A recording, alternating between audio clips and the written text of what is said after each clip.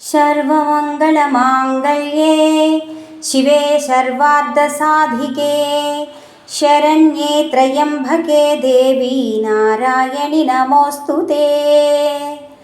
దీని అర్థం కూడా తెలుసుకుందామా? మంగళకరమైన వాటన్నింటిలోనూ అతి మంగళకరమైన తల్లి, సకల కోరికలను కార్యాలను సాధించి పెట్టే తల్లి, శరణు జొచ్చిన వారికి ఆశ్రయమిచ్చిన తల్లి, మూడు కన్నుల గల ముక్కంటి శివుని అర్ధాంగి, సమస్త జగత్తును రక్షించే నారాయణి, నీకు మా నమస్కారాలు తల్లి. ఈ జ్యువెలరీ అయితే చాలా బాగా వచ్చిందండి.